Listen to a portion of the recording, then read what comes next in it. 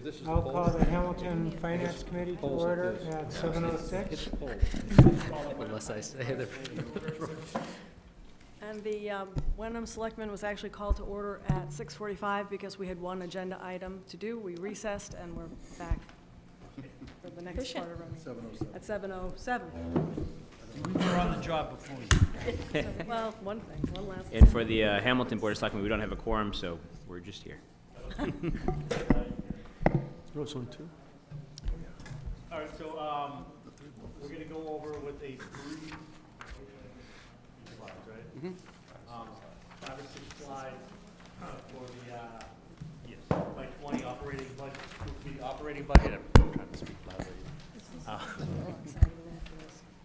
All right. So the FY20 operating budget, and I will have Mike and Jeff lead the Hamilton Wenham School District discussion now.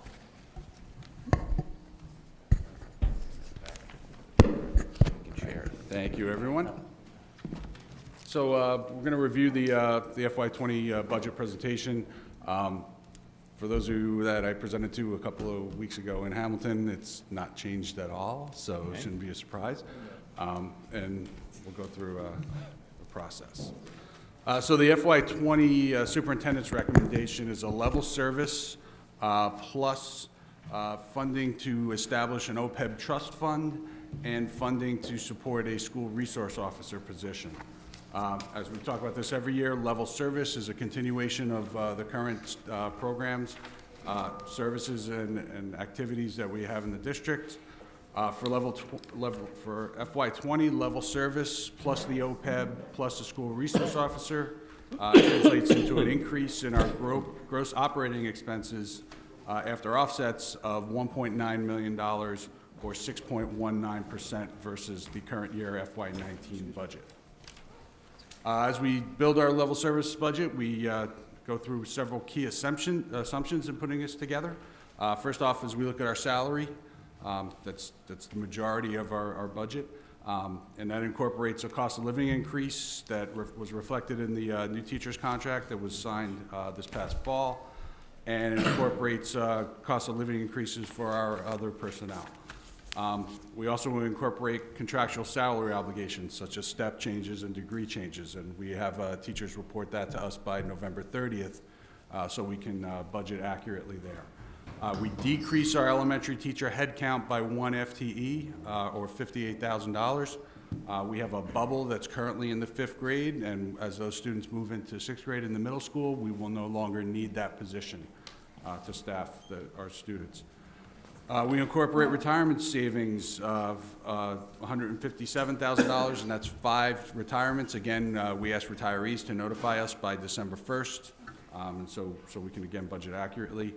And we level fund all of our grants as compared to FY19.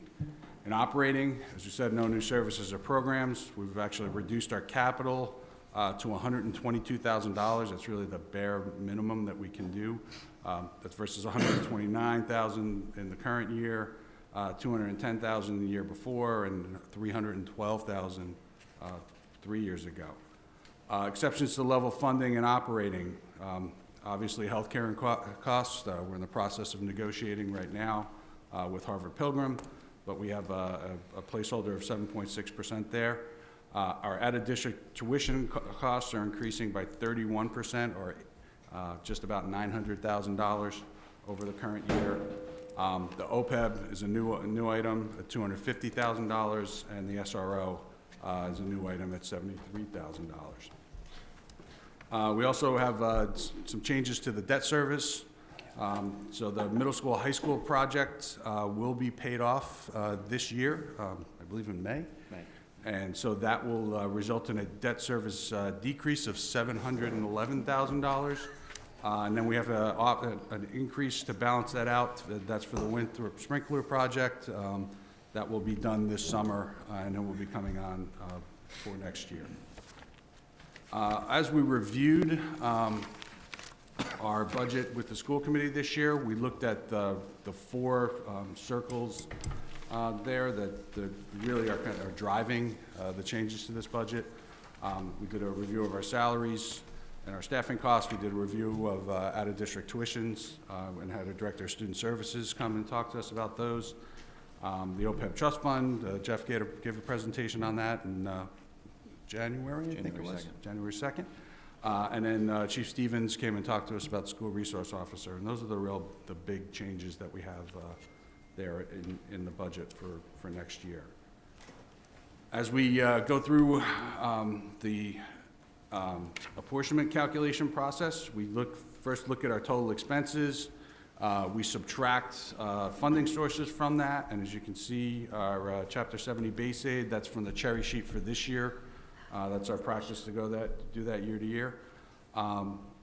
We can see the changes from the debt service expense, but that also has a balance because we were getting reimbursement from the MSBA for the middle school, high school project, so that's coming off the books too. So that's why you see the decrease in revenues there in the middle. State transportation reimbursement and Medicaid relatively flat. And then we're expecting $147,000 in excess and deficiency as per school committee policy to be applied to reduce the assessment to the communities for next year. So you look at our total expenditures of just over $34 million. We subtract $4.3 million in funding sources, and that leaves just short of $30 million to be apportioned to the two towns.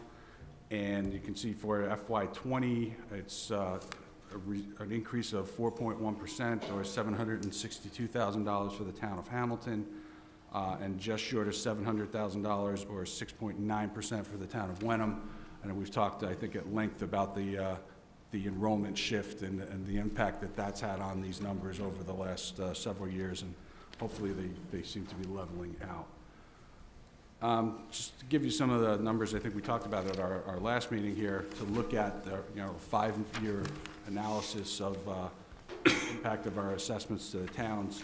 So you can see from FY15 to FY20, the budget has increased, the assessments have increased about $5.4 million. They're 22.1% change over that time period, and annualized to about 4.4%. Hamilton's net assessment over the same time period has increased $2.2 million, or 13.52%. Again, annualized to about 2.7%. And that also includes the enrollment shift. Same time frame, Wenham's 5-year change is about $3.1 million, or 41.22%, annualized over 8 to 8.24%. So that's where we stand right now in the budget. We've kind of made our way through this long list of dates, and we're now sitting looking at the February 13th date, which is a week from Wednesday, and the school committee will hold its second public hearing and adopt a budget at that meeting that night. After that, the treasurer will take the apportionment calculations and assess those, certify those amounts and send them to the town in March. And then we'll be at April 6th town meeting before we know it. So.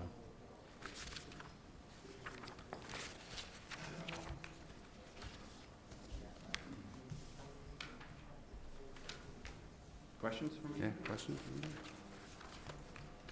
I have a process question. So on the 13th, you hold a public hearing, but then you adopt the final budget. So on the hearing, it's just, there's no opportunity to really affect change at the hearing? Well, it's actually the second hearing that we've had. Yeah, I And know. then, interestingly enough, the way the regional agreement is written, it says the school committee will adopt a budget at a public hearing. So Oh, The school committee can affect change they can. before the vote, the vote, okay, right? thank you. When are we going to see the capital plan? So I think that's on the agenda for The last one. number 5. Oh, you're going to present that later. Okay, thank you.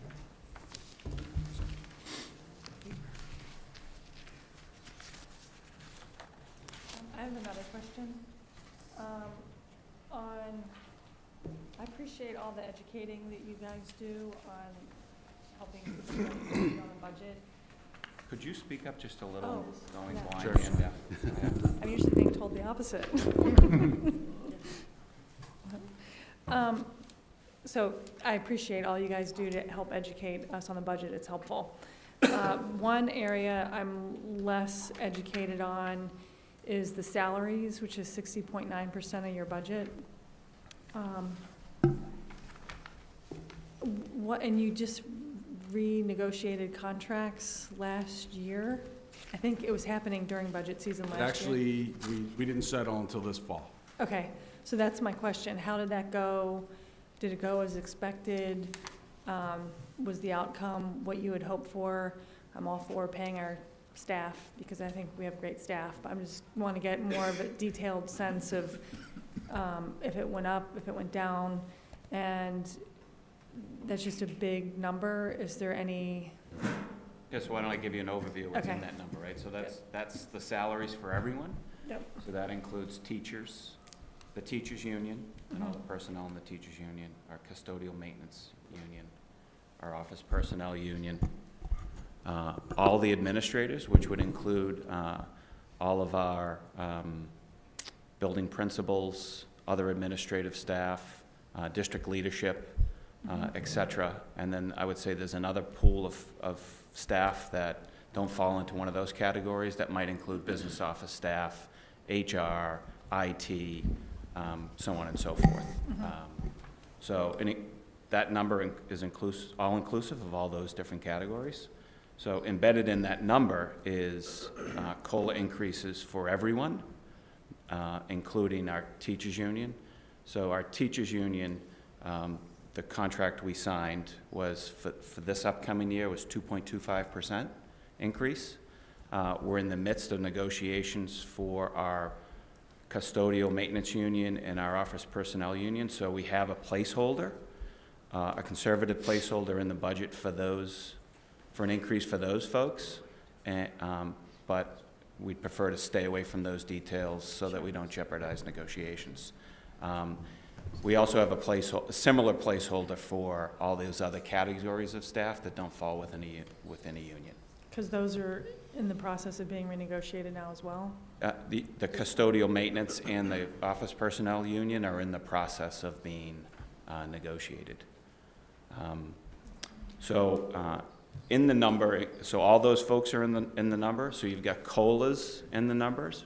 You have step increases, particularly for our teaching staff. That's a big component of what drives our increase from year to year, COLA plus step, plus degree changes. So if you think about our salary scale, and we've talked about this previously, you've got step, which you earn with experience, and then you have column, which is the equivalent of a degree or additional credits, and you earn that with additional degrees, right? So by the end of November each year, in anticipation for developing our budget, the contract requires teachers to provide the superintendent with notification. We had 22 staff provide notification by the deadline, which equated to a little over $92,000. So that's in the number 2. And then you have smaller pieces like shift differential increases for our custodial staff and other nominal amounts of money. So those are in the number. So backing off from those increases, as Mike mentioned, we reduced our teaching FTE by 1 to address the 5th grade bubble. That's what we call it at the Cutler. Yep. So we reduced the budget by $58,000 for that position.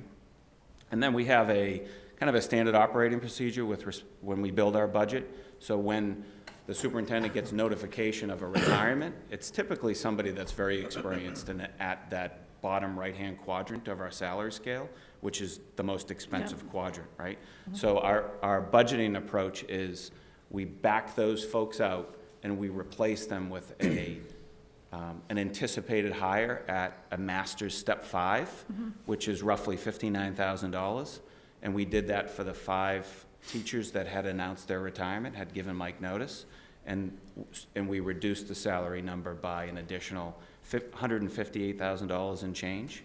So we added for a whole bunch of things, COLAs, steps, degrees, differential, and then we backed off for an FTE and a what we call retirement replacement savings. Mhm.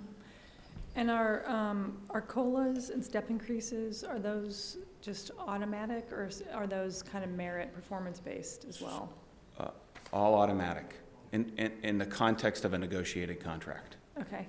So you have the contract called for a 2.5% increase in year one, a 2.25% increase in year two, which is the year that we're talking about now, and then a 2% increase in year three. And then, so that's COLA, and then on top of that, you get those automatic steps, and then you have the anticipation of degree changes. The run rate's around 20 anticipated changes year after year. It's around 100K. And then this is my last question. So when people retire, do you pay out sick days that are not So used? for our teachers, we do. There's a provision that where we pay out 5% of their accrued sick time at the time of their retirement. So I think I have a placeholder in there for those 5 retirees in the budget as an operating expense. I think it's $24,000. So it's not total No, sick usually we're days? No. if 5%. The most you can have in the bank is 180 days, and we pay out 5% of that. So usually they get paid for about 9 days It's 3,000 or 4,000, per person. max And 5,000 we've per actually person. negotiated that out of the contract for people who are hired after next year. Yeah, I know Representative Tarr even has or Senator Tarr, excuse me, Senator, has a bill he introduced about this. Right. Because it varies so much across the state. Right. Try and keep it manageable. Yeah, Okay, that was that's- one of the things we really worked hard on in the most recent negotiations was what Mike just mentioned, was, looking into the future, and let's try to negotiate that out. We won't reap the benefits of those For another 30 anytime years, soon, but in the future, hopefully somebody will appreciate them. And I actually have one more question. So in your negotiations with the last round of contracts, did they go as expected? Did it come out much higher than you thought, lower? I mean, I assume it wouldn't be lower, but did it kind of go what you had projected? So we were the negotiating team, and I thought it went very well, Okay. and as expected. Okay, good, thank you. Yeah. Thanks. The other 2 are in process, and we're further along with the office personnel contract. Mhm. And actually, we'll be talking about that at our next school committee meeting. It's on the agenda. And then we're at the very beginning of the process with the custodial maintenance folks. Okay, thanks. I've got a question for you, Jeff and Mike. Looking at the next one down from salaries, the other big blue circle there is the out-of-district tuition, which is a huge number. And we've done some work last year with putting some money in some of that to help keep kids in the district. I know we haven't quite seen the telltale signs of hopefully the improvement on keeping kids in district, all the data yet, but is there a matrix or a number that we've thought of to put towards that, keeping kids in-house and not putting those out-of-district tuition? And I kind of ask this as a bit of a loaded question, because if we make our in-district program so good, we'll get more kids in the program because they'll be coming from other communities to come to our program. It happens in other districts at different times. So I'm wondering if there's a level of capital we're going to put into this program to kind of get to I don't say we're going to get to a break-even point, but is there kind of a level that we're looking to get to keep kids in the district and keep that cost down over the years that are coming up in the next budgets? Does that make sense at all? I'm just kind of wondering, if we're investing this money in kind of lowering our overall cost. I know it's a big matrix, right? You're grabbing at different things, but if we're investing this money, we're going to want to see some kind of a return on it. And I think we're going to, but is there a certain kind of a sweet spot that we'll get to that we'll see some type of data in kids staying in district, and we won't be, I think this number is going to stay this way? Are we going to come down year after year? I mean, what's the end goal here for investing into the program? I mean, obviously it's to lower the cost of the out-of-district, but is there a formula, or is there any way to predict that? I would personally answer that and say that the number isn't higher because we make that investment. which is terrifying and shocking and, keeps me up at night. But the way I would answer that question is the number isn't higher because we make that investment. Because there are kids that we haven't had to send out of district because of that. I think the hard part, and what Jeff and I are just talking about, is so this is a really unpredictable piece. Right. We've looked at what we have in districts and looked at the profiles of those students, and so that's why we made the decision to recommend to implement some programming last year based on, students that we know are in the lower Right. grades are going to be making their way up through the middle and high school and need those services when they come in. Right, I guess that's part of the answer I'm looking for, is if we have a lot of, primary grade needs, Right. we're investing in that primary grade system, but we need to keep investing along the line because those kids are going to stay in the system, Exactly. so. The trick is identifying critical mass in Right. certain very specific areas where you can develop an in-house program. Right. Because we're such a small district, we don't necessarily have critical mass in every area Right. of, Right, you can't make a program with one student. right. Right. And in a lot of cases, we have You've got one student. profiles of one, maybe two students, and it's really hard to make a There's no blanket to put program. over the whole site, right? Right, so the investment that we recommended, and we were fortunate enough to get everybody to be on board with us last year for this year, was we took a hard look at the programming, and we were able to identify 2 programs, specifically programs where we could identify critical mass coming up through the system Right. over the course of the next 5 years, where we felt comfortable enough, where we could commit to, assuming that those Right. things happen. Hire where an we could FTE to follow identify, that, yeah. a level of investment that was required to save the $2.2 million. Right, right. Are we It's not on- easy to do that for every single Right. need. So as far as comparable districts, are we in the similar average in this out-of-district tuition? Are we higher than others? Are we lower? Are we right in the middle? Do you know? I personally don't think it's fair to compare similar-sized districts because every student's different, right? So. Right, just but there's because got to they be have- some kind of an average. But Yeah. I mean, if we're sending X number of kids out of district, and another school system is sending the same number of students, they're going to have hopefully a similar cost. So that's tough to say. I think the easier way to sort of answer this is that we're not unique in this problem. Sorry, I don't mean to yell at you, and I don't want one. And but to compare one district to another is really difficult in a situation like this because it is individualized needs, and it's hard to interpret. You don't know who's coming into that. There's not some. It's not as easy as being able to really just compare, X's, because it's really not that simple. But I think the easiest way to answer it is we're not unique in this, in that everybody is going through this. Excuse me, to the point where the legislature is starting to hear feedback about this needing to be changed, whether or not that ever happens, and the funding for it, because it's not just unique to our district. I think in some ways our district gets hit a little bit harder than others, being such a small district. When you have all these students, like Mike and Jeff said, you can't run a program for one person, but you need to take care of that one person. Right. So it sort of hits us a little bit harder because we have that smaller community, whereas some surrounding towns, they have the larger educational communities where they can actually create more of an in-house program just because of the number of students they have, and it just sort of works out. So that direct one-to-one comparison is really hard to do, but no, we are definitely not unique in this problem. Right, it's just when I see a number like 31.5% almost, it's a little bit scary, right? So, It scares us. So Everybody's reaction. We all did. Yeah, and so I'm sorry, in the line of special education, since we're on that, I believe that you have a special education circuit breaker stabilization fund. And what do you use, that for? We don't have a stabilization. No. So if you had an unanticipated expense, We have a circuit breaker revolving account. Revolving We don't- account, We don't have a okay. stabilization. So you use. There's a big So, difference. yes, I understand. So circuit breaker money that comes in through the state goes into that revolving account?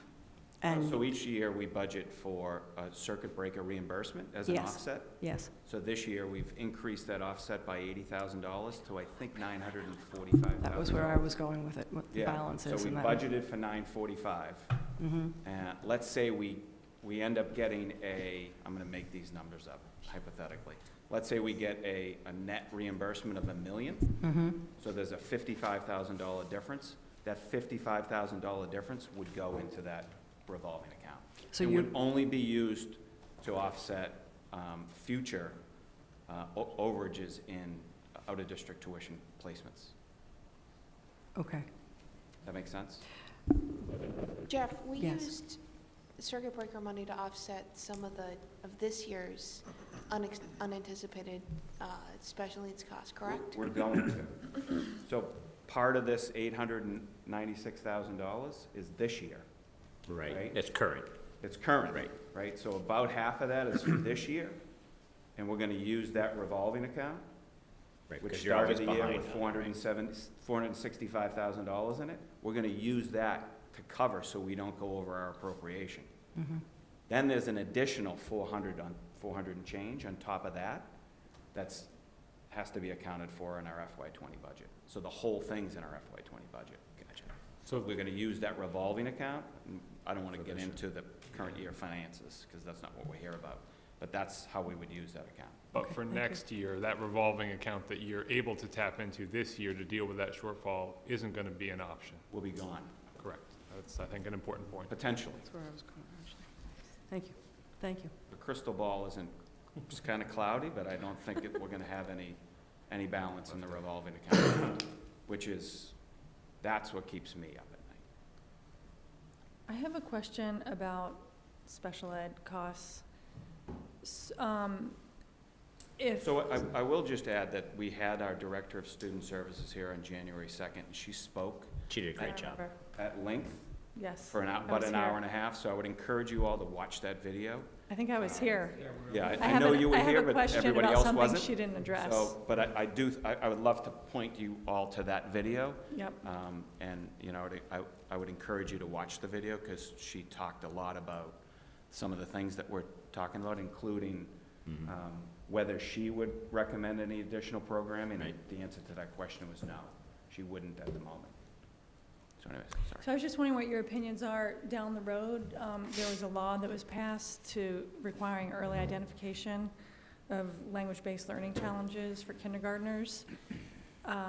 Is that something that might affect longer-term costs? Like if you identify early and invest early, it might take the overall cost down over time and reduce out-of-district placements if you can remediate sooner before the gap gets so much wider? Do you have any thoughts about Potentially that? could. I think we're doing a pretty good job now of trying to identify students as early as possible Mhm. and diagnosing. Another instrument that we use, that comes from the state, will probably be more helpful in that.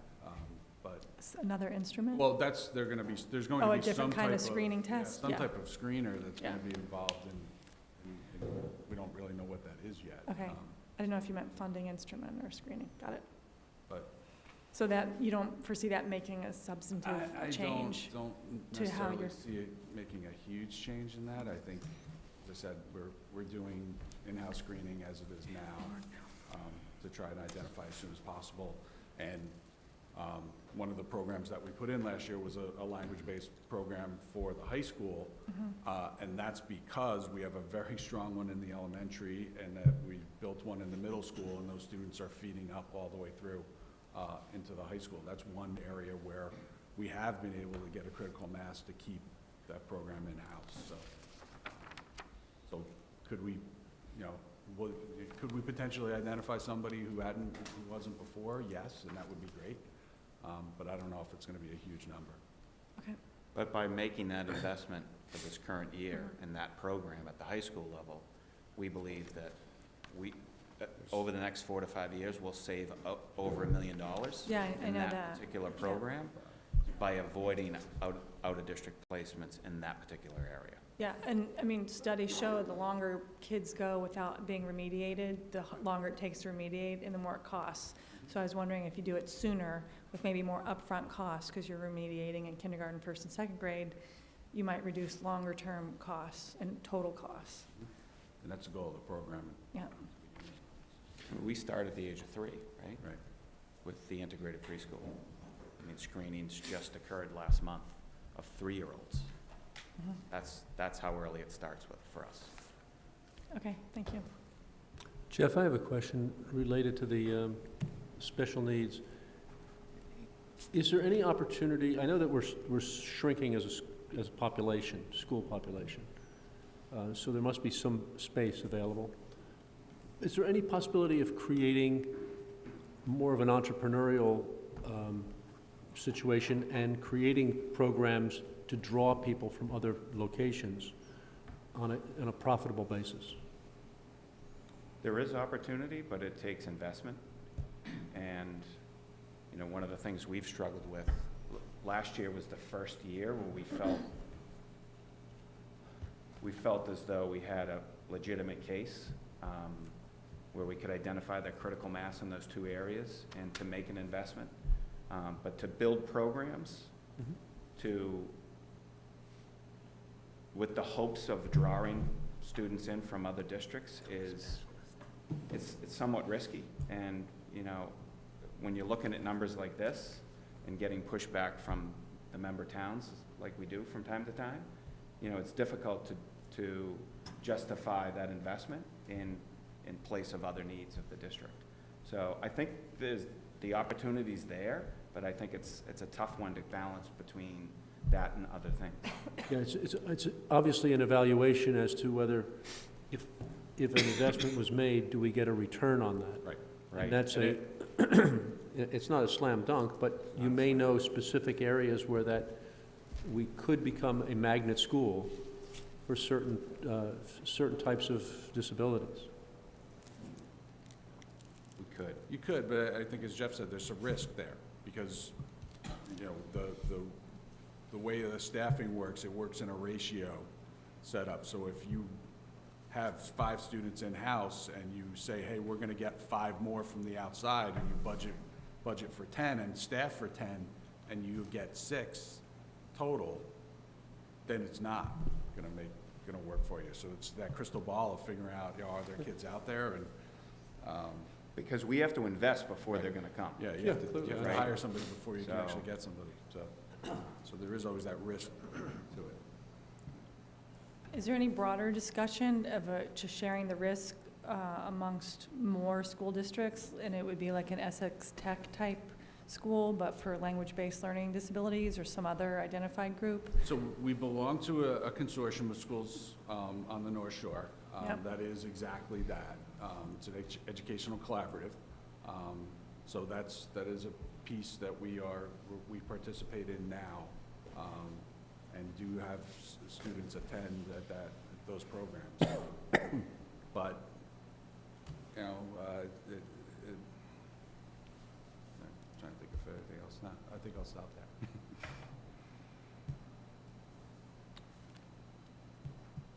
Well, and we receive a discount. Right. because Discount, we're we have a member of rate. that. Just question on the SRO, I guess for Hamilton and the schools.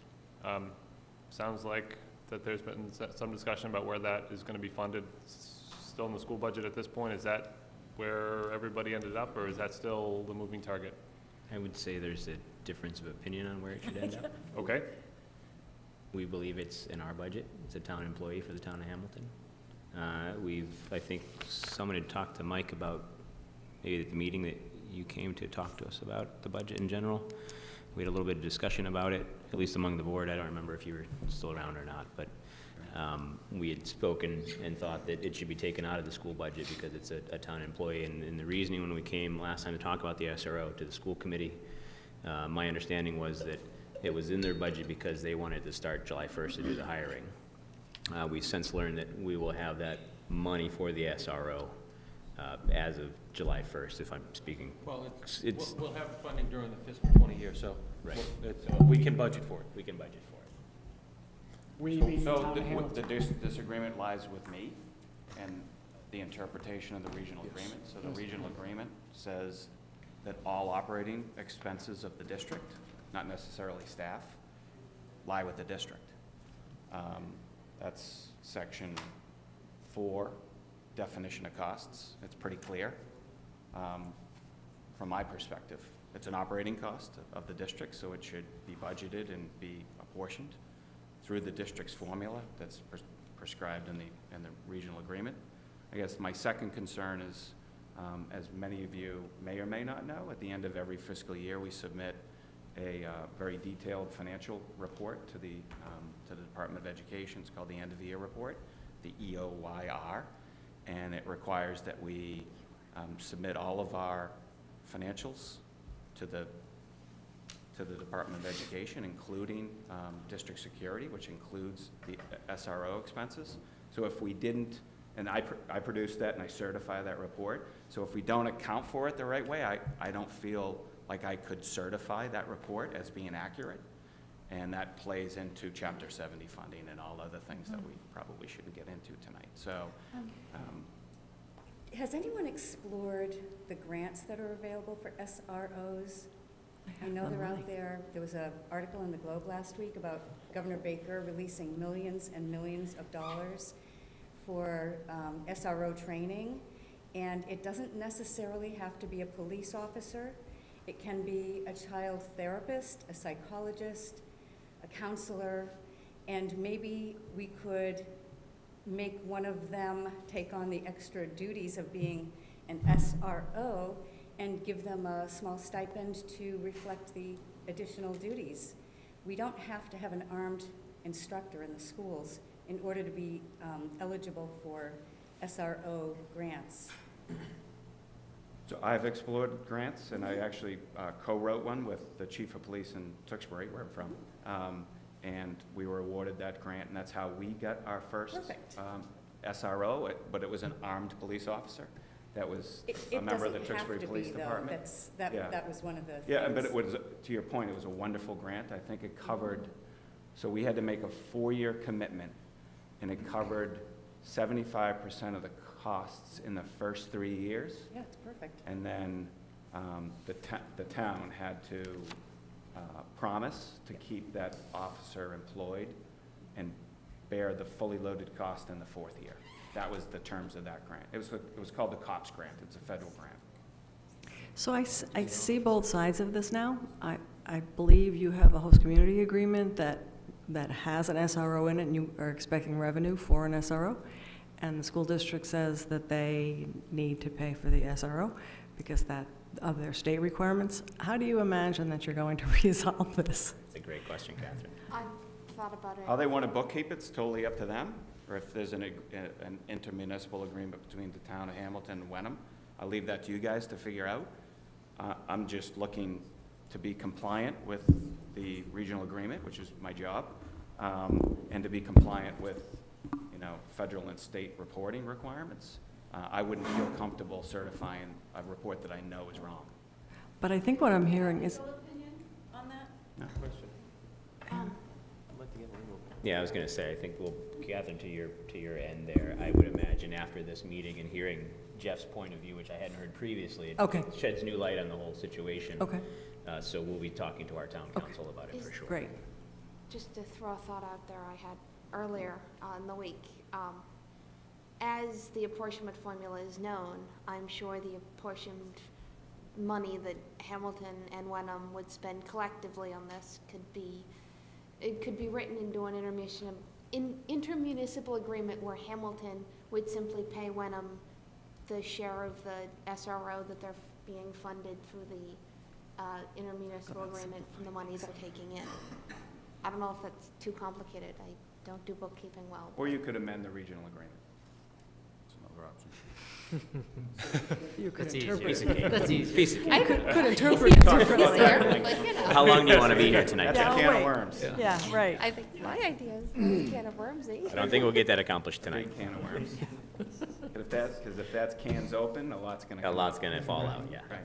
So, Or we could agree to address only the things that we all have agreed upon. Right, do but that. I'm of the mindset too. that we open it. It's, why do it multiple times? So SRO remains a moving target, That's what as it was sounds stated. And Yeah. I think I just want to restate, Jeff, make sure keep me honest here. I thought there was no new information, that it remains in the budget, which we saw in the second. Hamilton, as we had discussed before, had plans to fund separately from the impact fees. And I thought that it boiled down to a distinction on whether or not the SRO was a district employee or town of Hamilton employee. No, But that's not what you're saying, because I'm not challenging the district employee cost. It's a is, cost. Of course, a portion. so it would, That I in my realize. mind, and it's not my place to tell them how to do what they do, but if it was a Hamilton police officer, then it should be a Hamilton employee on their books, right? They cover the salary, the fringe, healthcare costs, workman's comp, all those kinds of things. And then That's the what we're doing. chief, in consultation with the superintendent, because that's how the statute's written, the SRO would be deployed part of the time in support of the Hamilton-Wenham Regional School District. That's how it's supposed to work. And would invoice the Is district. that not what you had in mind? That's what we're proposing. That's exactly what we're proposing. So But you'd have I to guess invoice us. I'm missing out on how it's a district employee then. It's not a Not district a employee, district employee. Why would we have to invoice you? because the expense needs to be borne by Because the we still have to district. pay you guys for An the operating- SRO's cost. That's where the expense resides. It's on our An books. operating expense of the district. Why is it not a service of the police department? 'Cause Why it's do, the why do they police bill us, department who's why do they bill us involved. for the duty, for the traffic duties at every day at the high school? Somebody signed an agreement saying we would pay that. No, I mean, that's That's how those things standard, work. that's how it works. Certainly think the intermunicipal agreement could be written in a way that it's not a cost for you as much as it is us abiding by our state obligation. So I don't think we need to belabor the point tonight, but I think that there's room for us to move in this, and it doesn't necessarily need to be borne as a cost by you. I don't agree with you. Okay, we can disagree. Let us know when you figure that out, okay? Good. We'll be waiting. We will wait patiently. I think we have the cost, invoice shows the cost, deduct from the grant that we get from the ACA, they get a zero invoice, a $0 invoice, it's already paid. One thing I guess a question I have for everyone here that came up at our last meeting is really getting a feel of, from the room on the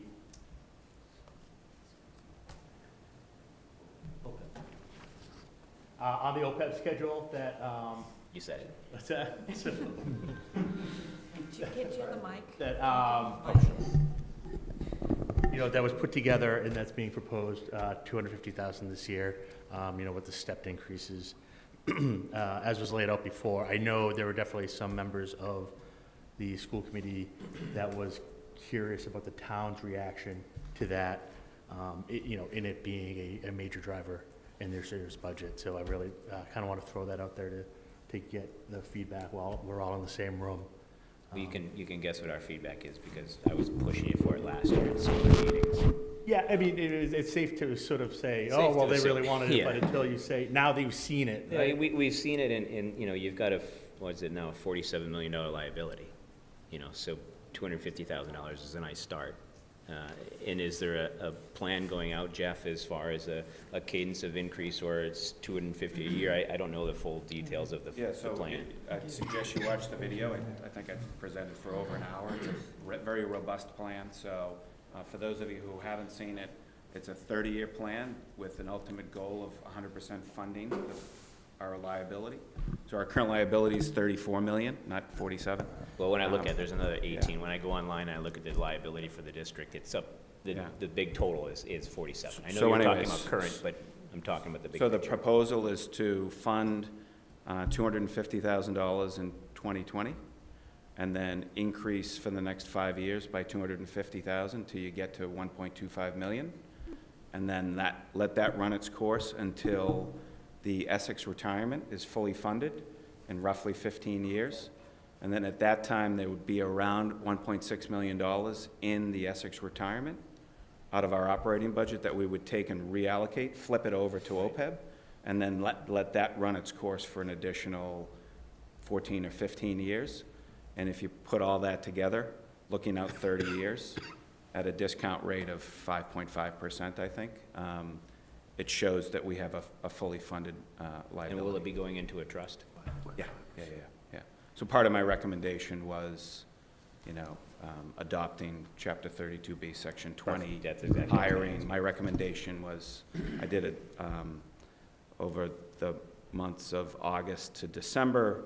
I did a qualifications-based review of several advisors, and I recommended to the committee that they go with Rockland Trust.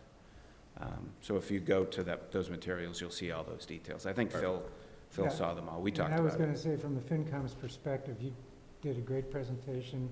I think it was very clear to us, Yeah, thank and you. we support it 100% to answer David's Oh, good. question.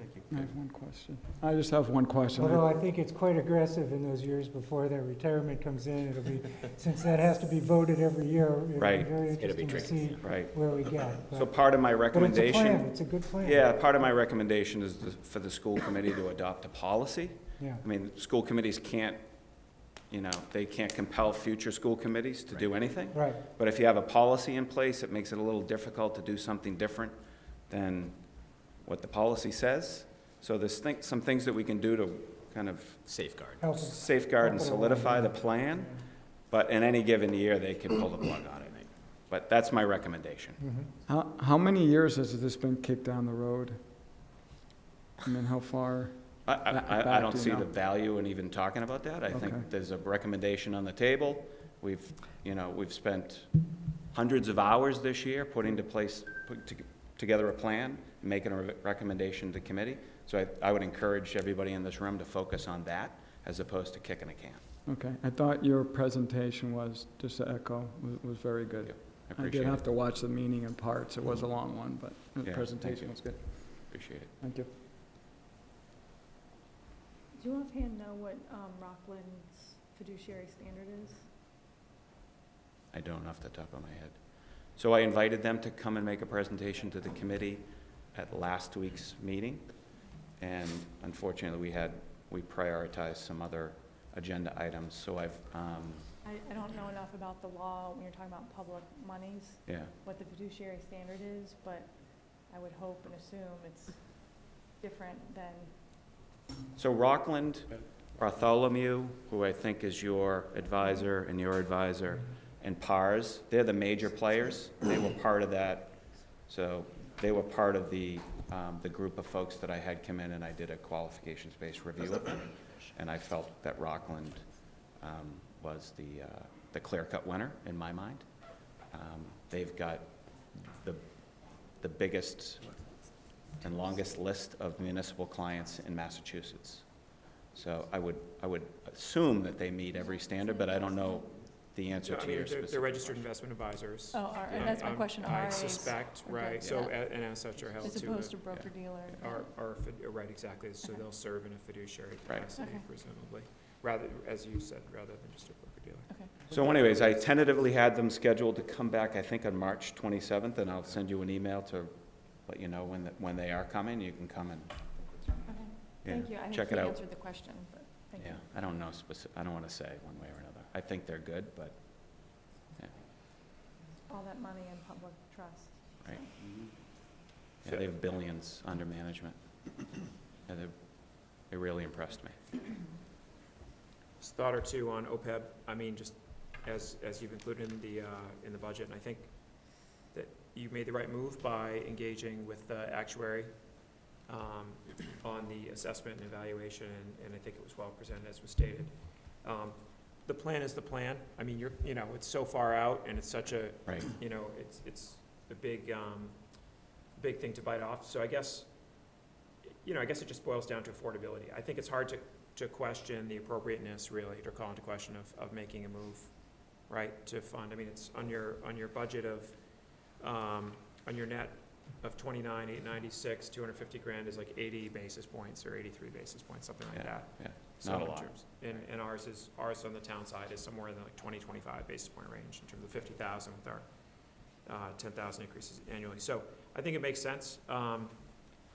It calls you know, from an affordability annual lot of operating money. budget, Yeah. it's a lot of money, and that calls into question kind of the level services increases that we have annually, largely driven by expense increases, contractual largely, that we've talked about earlier. So I'd encourage the administration and the school committee to sharpen pencils on source of funding, but I generally, I welcome the rest of the FinCom to express support or lack thereof. I'm generally supportive of the initiative.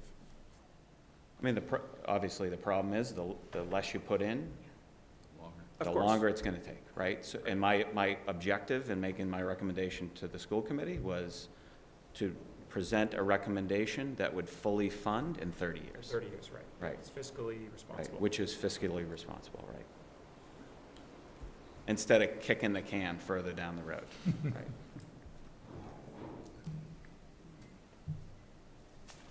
I think the one comment I'd make around OPEB is I think it's great that all three entities now have strategies, have done the actuarial analysis and decided what strategy Don't jinx us. makes sense for them, and has a policy.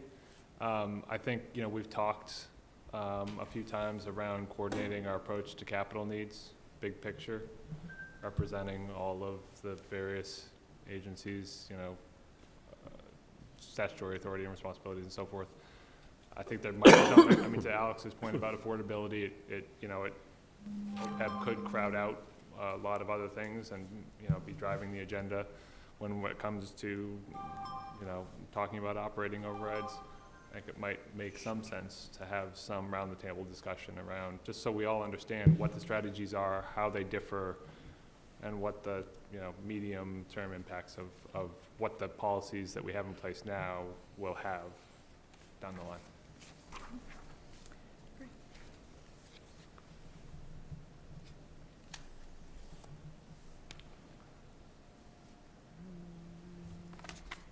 Ready to Well move said. on to the Okay. Thanks, Peter.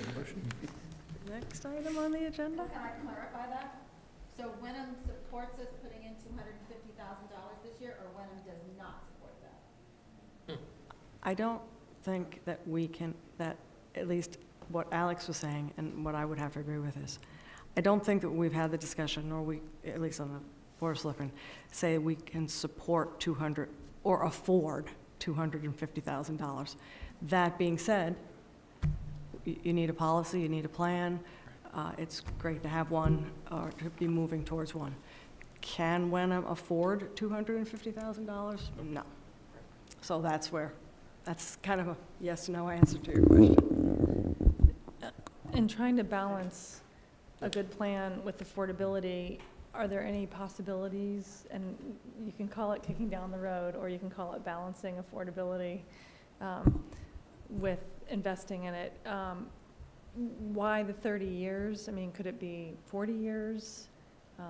Could the curves be different? Just curious where 30 came from. And I also don't know what our capitalization timeframe is. So we're on the same general timeline of Oh. meeting in 30 years, waiting till the pension drops off, sliding in a significant increase at that point.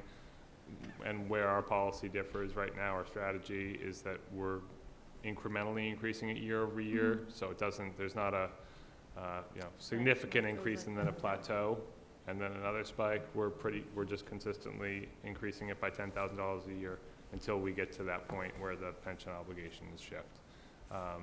So I think the 30 is an actuarial standard. Okay. Just exploring options. And what is Hamilton's strategy for funding OPEB? What's your policy? You talking about for the town or for the? Do you have it? You want to address that? I'm not prepared to answer that. I know that we have a strategy for funding OPEB. We have established a trust. Most of our discussion this year has been about making an amendment to that previous town meeting vote so that we can establish an irrevocable trust.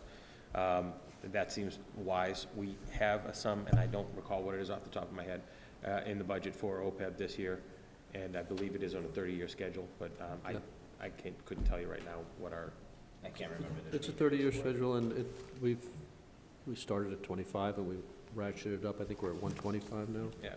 And that's I think that's plateauing at that level. And our objective is to be fully funded in 30 years, but, you know, returns really make the difference. We don't know what those returns are going to be.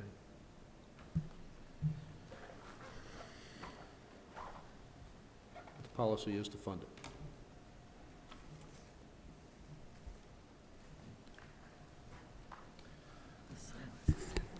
As we all seem to be on 30-year timelines, I'd be curious as to what our comparable liabilities are.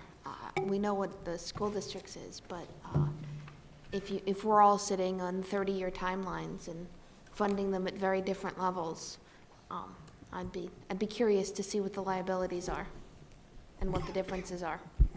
Well, yours is what? 35 million. 35 mil, and ours is around 5. So that's why we're funding it. Such different levels, I can't speak to Hamilton's. Yeah, I think I may be misspeaking here, but if I remember correctly, I think our liability is about 18 million.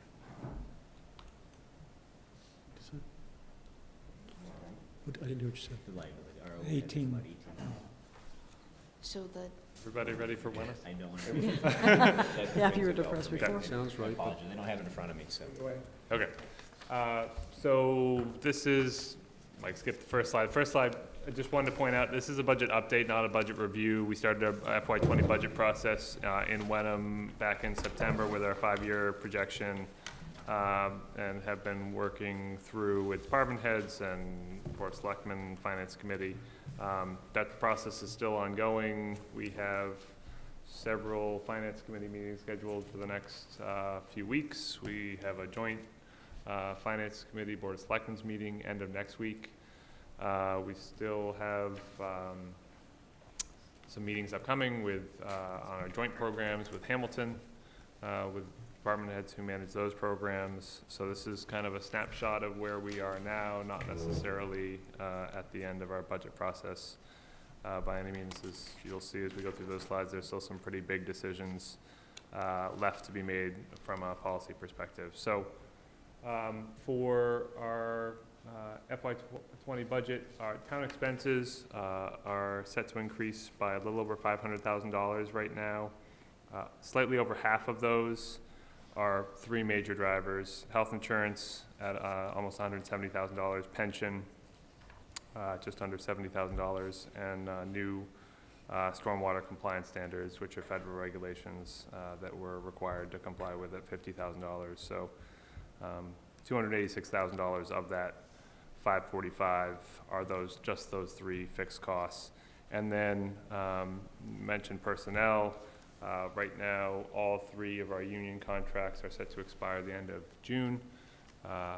Been engaged in contract negotiations with fire, police, and AFSCME over the past few months, and I'm getting close with a couple of those unions. Right now, we have a placeholder for FY20 that accounts for a 2% COLA to those union employees, as well as the non-union employees who generally follow the wage precedent set by the union contracts. I think that one of the big issues with our FY20 budget at this point is it does not include funding for any new capital. We have $187,000 in identified new capital needs that we don't have a funding source for. They're not in the operating budget, and we don't have the free cash available to fund them, as we've done over the past several fiscal years. And we also have another $188,000 in operating expenses that have been identified as a priority going through the preliminary iterations of our budget process with department heads. Those cover new staffing, compensation adjustments, and some new expenses. So in many ways, you really can't even say that the town budget for FY20 is a level services budget, considering the fact that we aren't necessarily keeping up with our capital needs, and that there are some adjustments that are required that just aren't included in this current version of the budget. There has been just some very preliminary discussion with both the Finance Committee and the Board of Selectmen about the potential of creating a new special purpose stabilization fund. and proposing an operating override to fund that stabilization fund. That kind of operating override would not permanently increase the levy limit. So there's some flexibility year to year on the level at which that would be funded. And the idea being that it would be used specific to cover the cost of the enrollment shift, which we've talked about ad nauseum over the past several fiscal years. The enrollment shift cost for this coming fiscal year is $177,000. I think the important point here is even if the town were to move forward with creating that fund and proposing that operating override for that purpose, that those savings in terms of our increasing our levy capacity would be used to fund those unmet capital and operational needs on the town side, not necessarily to accommodate more of the our portion of the assessment of the school's budget. Next slide is, again, Mike touched on in his presentation, the enrollment shift costs have increased by well over $1 million over the last 5 years. Has been the major driver. It's actually dropping off pretty significantly with some stabilization in the enrollment for this fiscal year, down to $177,000. It's been, net $1 million just over the past 3 years alone before this one. So for, next slide, Mike. Going to town meeting this spring, right now, the Article 1 levy limit budget includes that $554,000 of town expense increases and $135,000 in our assessment. And then the balance of Wenham's share of the FY20 budget for the school district would be in Article 3, which is the $559,000 difference between what the assessment is and what we can accommodate within the levy limit under Article 1. Article 2, our free cash balance has, as I touched on, I believe, at our meeting in December, that balance has decreased over the past several years. We had certified free cash just under $1 million available, and we're proposing to use $700,000 in free cash to balance the budget for this coming year. As was talked about last year, obviously the budget that the school committee adopts next week, that full budget would be included in the warrant book and would be presented at town meeting by the superintendent, consistent with the statute. So impact on the tax rate for us, our FY20 levy limit is just over $16.2 million. Total valuation for 18, we just went through a reval process, so our valuations increased pretty significantly.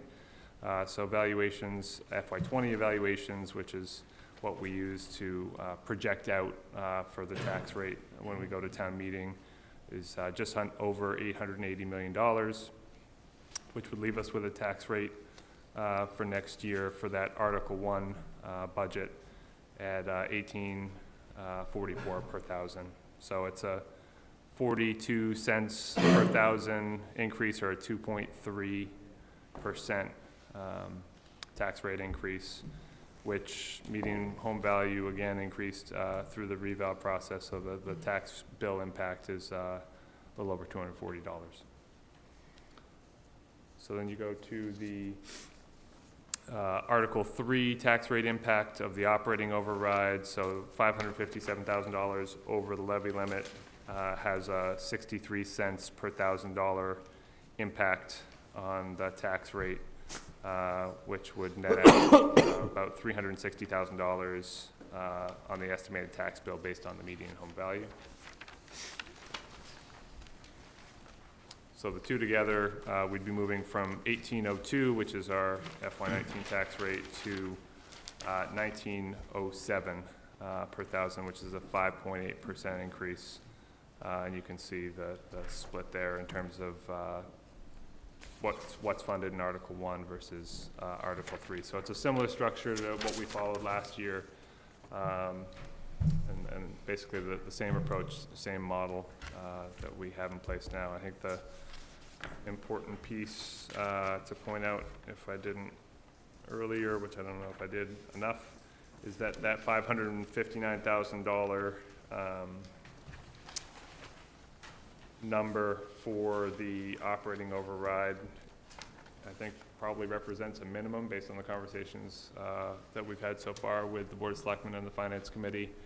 As I mentioned, there are over $350,000 of unmet needs on the town side for the budget as currently proposed, and there may be some support to increase some of those lines and to meet some of those needs, and that would result in obviously an increase in what the amount of the school operating override would be.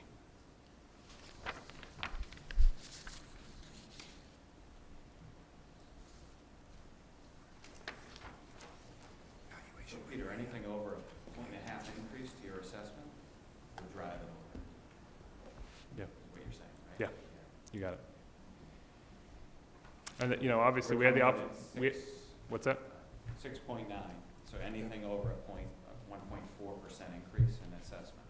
Yep. Will drive it over. Yeah, and that was obviously the operating override for the $331,000 to permanently increase the levy passed last year. We knew when that was approved that we were starting at zero again. We had no capacity, and those enrollment shift costs and all the drivers we've talked about would put us back where we are today. We actually had a more significant increase in our year-over-year levy capacity from FY 19 to 20 than we have had historically. We have the new in-house fire-based BLS ambulance program, which is projected to bring in about $150,000 more in local receipt revenues than what we had budgeted for 19. And also staying in the regional dispatch program in Middleton, and with the state 911 set to take that over, our cherry sheet revenues are going to increase by $82,000. So those were two things that actually serve to increase our levy capacity more than it had been historically. And our new growth's actually up to projected based on a few development projects that are in the works. So believe it or not, it actually could be worse than it is. But we, you know, were it not for that additional capacity. So we would need to reduce our budget recommendation by a little over $1.6 million in total for the town of Wenham to avoid override. So we would essentially, I mean, get close to level funding. Yep. I'm just putting that in context for everybody here. Yep. So, Peter, can I just understand the, this tax levy limit budget? So this 2.3% is the amount that the town is increasing their budget? Is that what that is? No, that's the increase in the tax rate. For town expenses, Nope, for the Nope. taxpayer, for residents. based on Based on a levy limit budget. That new levy limit, which Okay. I've touched on in terms of that's the 2.5% plus increase in, you know, net increase in local receipts, net increase in state aid. Okay. That's our new levy limit, and then when you look at the updated valuation, that's where you end up relative to the tax rate. So in the amount of money you're talking about there, about how much are you increasing in town expenses? That was the earlier slide. Yeah. It's about $680,000 of new capacity, 540. And what Five of that. percent is that? I don't have that off the top of my head, sorry. 680 is like 3%, 3.5%. Right. 20 million, 200 grand is 1%. Yeah, I can certainly, And so some of that is including an increase for the school? 135. The 3.5 is including some amount of increase for the school? correct. And what percent is that? So that's, 1.4. as Jeff touched on, it would have to About be about one. 1.5. Yeah. And is there a thought process on why the schools are not getting that 3% that you had originally budgeted? So that was always, I tried to make that Placeholder. clear every time way through. That was a placeholder. Mhm. And I think that's really a policy discussion that's been had with the Board of Selectmen and with the Finance Committee, and like I said, still ongoing.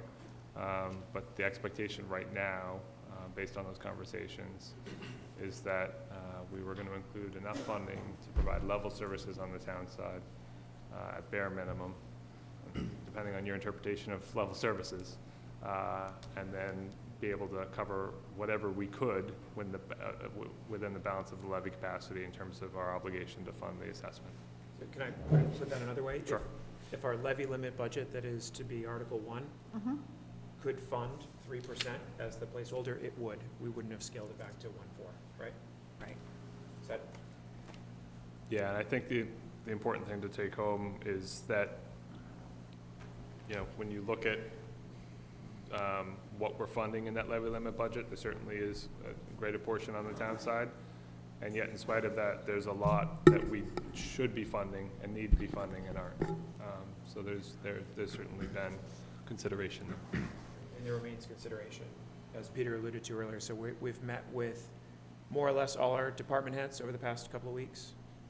We have the joint departments with Hamilton that will pick back up next week. Monday. And as Peter said earlier, we meet as Finance Committee and also with Board of Selectmen to discuss those, whether or not we prioritize any of those on the town side.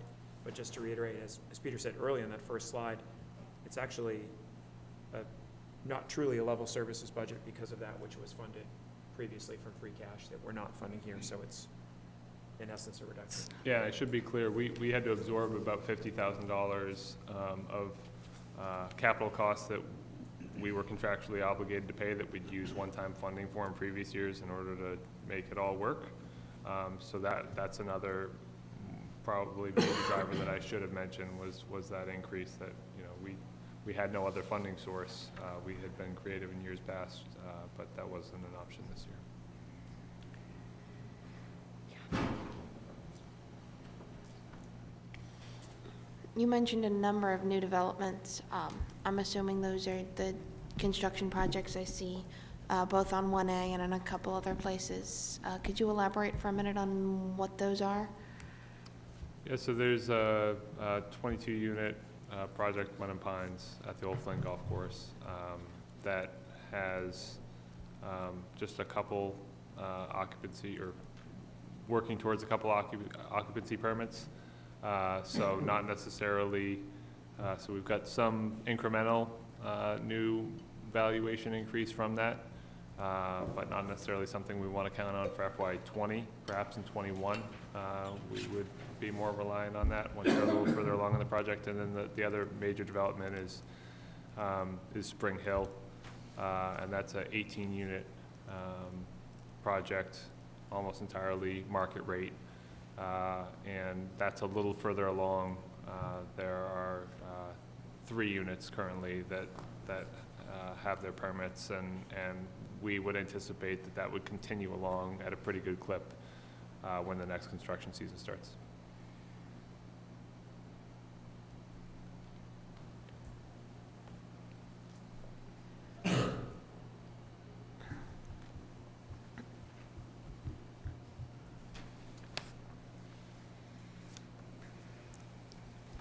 Not Okay. to,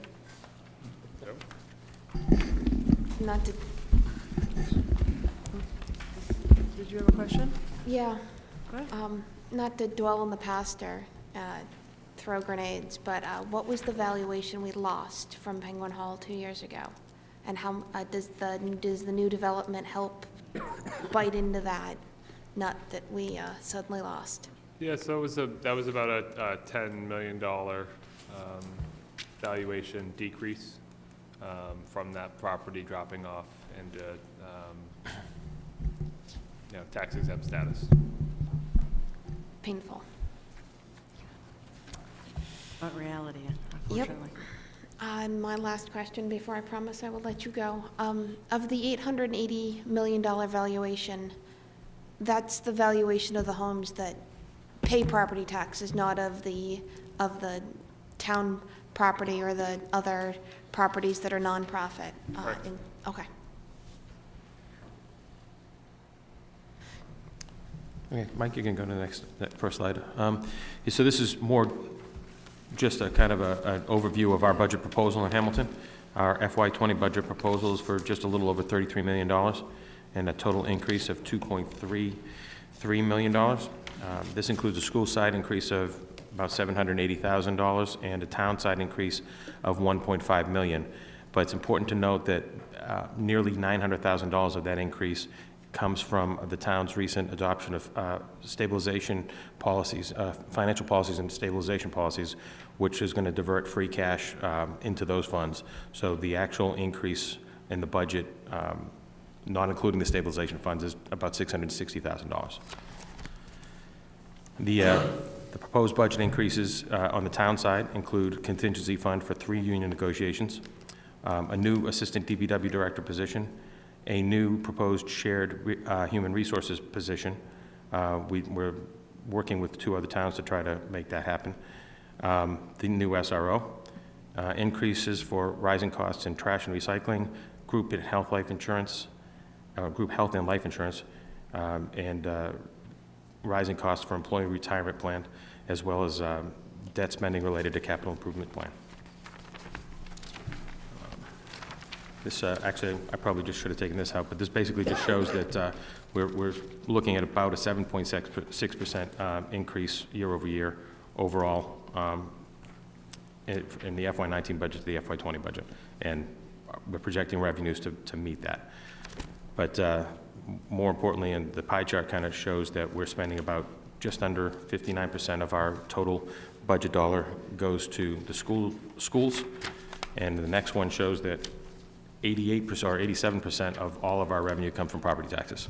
So if you add in also motor vehicle, free cash, local receipts, you get to about 94, 95% of all of our revenues are local. We get almost nothing from anywhere else, as the case with Wenham. So we're in the same boat. The next slide. This is just for historical context. The town had been working really hard to try to drive down its tax rate, going back to FY14, and as you can see in the last 2 fiscal years, we're starting to creep back up a little bit. If the proposed budget is adopted as proposed, we're expecting an estimated tax rate of about $16.93 per thousand valuation, which on a home valued at $550,000 would be about $9,311 per. This slide shows us, shows our folks how the tax dollars are being spent. It's a breakdown, and we put it in context year over year. So the good news is that for the most part, this is fairly stable year over year. Slight increase in FY20 for the general government side. That represents the new positions, the new 1.3 positions that I talked about, the assistant DPW director and human resources position. But for the most part, we're pretty stable with the regional school district coming in just under $10 per thousand for our tax rate, and all other town expenses making up the rest of the $683. This is just a simplified version of the earlier slide that shows 58% of the tax rate goes to the schools. That includes the Essex Aggie, with only 26% paying for general government operational expenses and 15% going to unclassified for stabilization and other things that are beyond our control. And that's it. We just wanted to kind of put our budget in context for you all.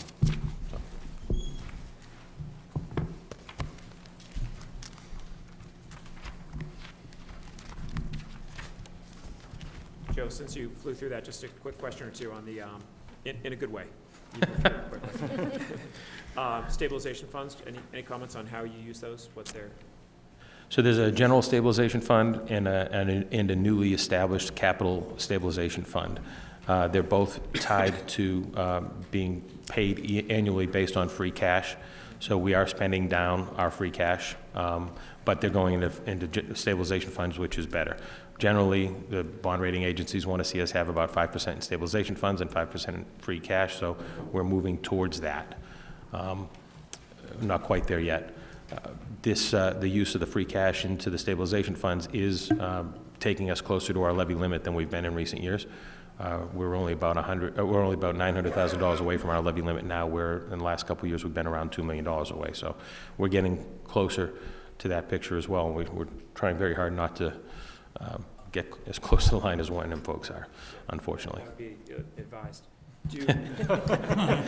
Well, we'll accept that advice. What's your free cash generally certified at, roughly? This past year was certified at 2.7. It's generally been around 2.2. Yeah, in line with ours percentage-wise, yeah. The 2.7 anyway, 2.2 is low. Yeah. Thank you. No problem.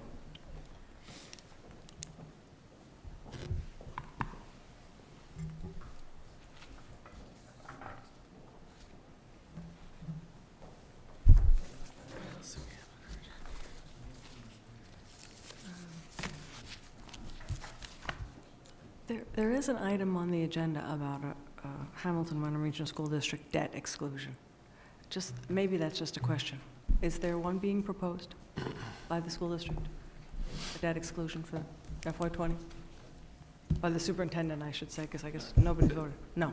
Not to our knowledge, as Well, if you don't know about it, then yeah. it's not happening. At the moment, there's nothing that... Nothing, okay. Yeah. And has the school committee had a discussion on that, or is at this point, that's the superintendent's, the administration's point of view? It's with the school committee. Right. So the fact that there's none is with the school committee, is that correct?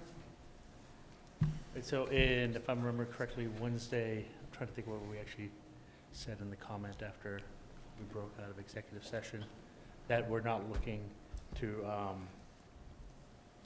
put a debt exclusion in. Okay, great. Basically, just the gist of it. Yep. I don't think that was the gist of it. So that we're not putting in a debt exclusion for the spring? Was that even in the statement? But that's what I was actually trying to clarify. You have the minutes? From last week? We came back from open session, into open session? I do. Jean made the brief statement? Yes.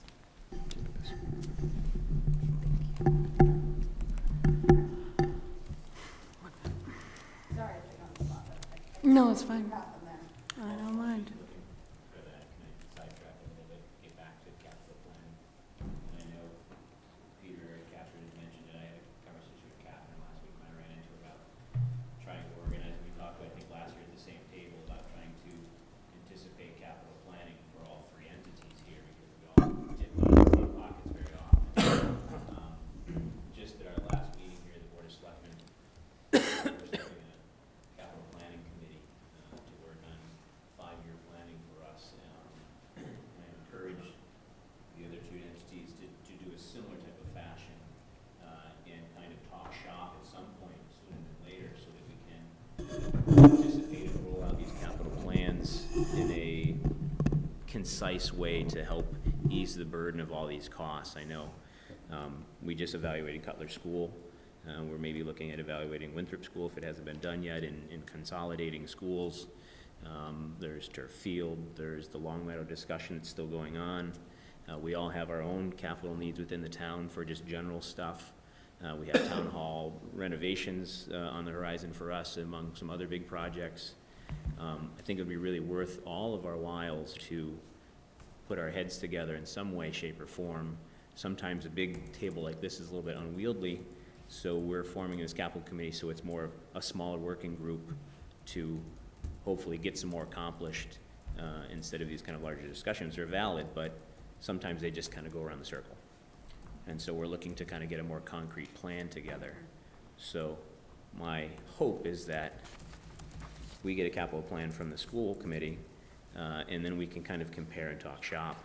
And the same with Wenham. I know you probably have some form of a capital plan, and kind of comparing notes so that we can really look at rollout of these events and ease the burden on the taxpayers. So is there a capital plan? Yes, it's online. Jeff put a 5-year capital plan together 2 years ago. We've had lots and lots and lots of discussions on it.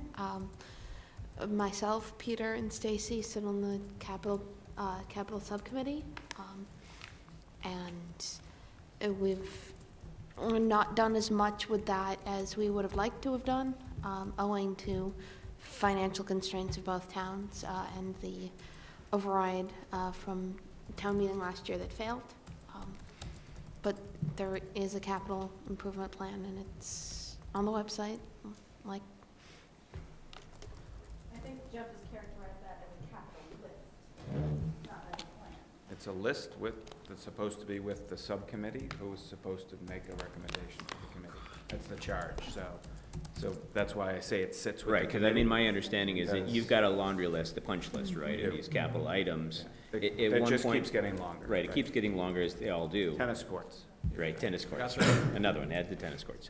But there was at one point, I think last year, some bit of prioritization. I remember the turf was on, then it rolled off, and there was a few other items that kind of fell to sooner than later. But I'm just wondering if there's more of a concrete plan. It doesn't seem like there's more of a there concrete is plan. a document online that has estimates and years of where roughly we would have liked to And have there is done no them. plan at the moment. Okay, thank you. So, I mean, perhaps, this presents an opportunity as the selectmen formalize, in Hamilton, formalize their capital committee, which will be a task force working with me. I think that we invite the ability to sit down in joint meetings with the capital committee of the school district and Wenham's, and, start sharing information, because I think it's gonna be inherent, or important rather, for us to kind of comes to some agreement to how we prioritize these things. We know that our taxpayers want us to take it easy on them, but at the same time, they know we have needs, and they want to know that we're all thinking about this together, not just coming at them when we think it best. So, hopefully, later this spring, we'll have a formalized committee, and we'll have that chair reach out to your folks to start setting up meetings. That'll inform our work a lot, help us decide on how to prioritize it back in Hamilton, so. Eager to have those joint discussions. Yeah, we'd love to be part of it. Thank you, and, like I said, we don't have what we actually said on Wednesday, but the thought process was that we're actually, the school committee is not going to put together. She has it. Oh, does she? I do. Oh. Sorry. All right.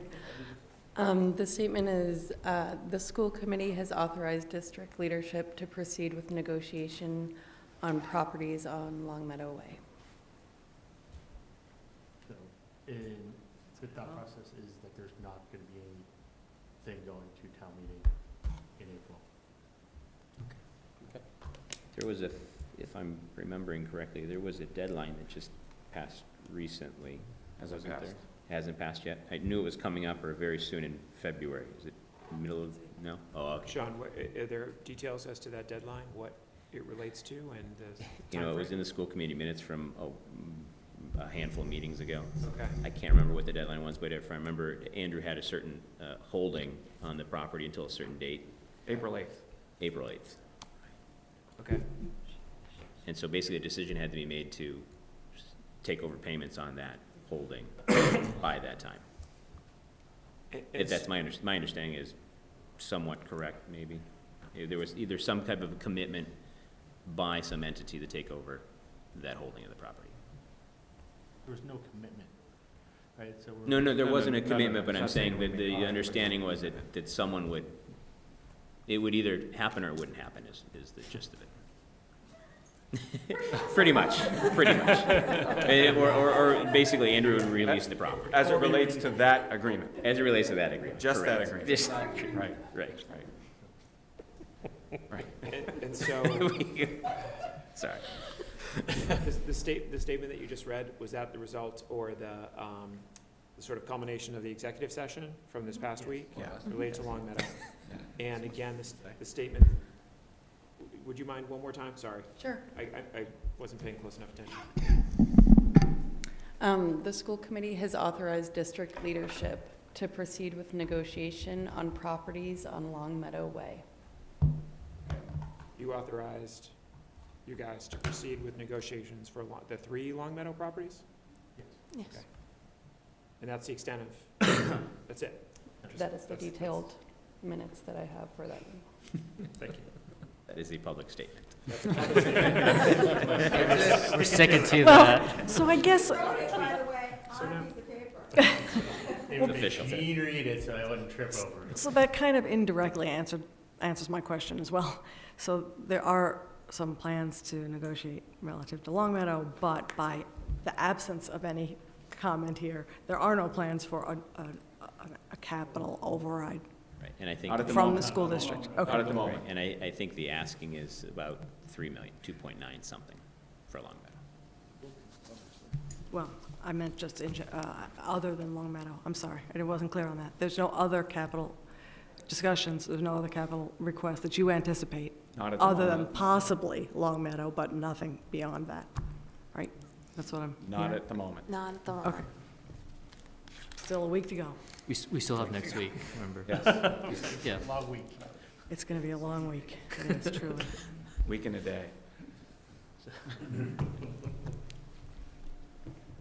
Okay. All right, any other questions we have while we're all right here? One answer, It would take, just wait for, let's adjourn. So I guess the Wyndham Selectmen take a motion to adjourn? Is there a second? Second. All in favor? Aye. Wyndham Selectmen is adjourned. Can I have a motion for the Hamilton Finance Committee? Just thought we should like schedule it. The Hamilton Is there a motion for when? Finance Committee I move that we adjourn at Oh, 20 sorry, I moved that the 20 to Hamilton 9. Wyndham Regional School District adjourn at whatever time it is. 8:39. What I said. I made one, Jean made one,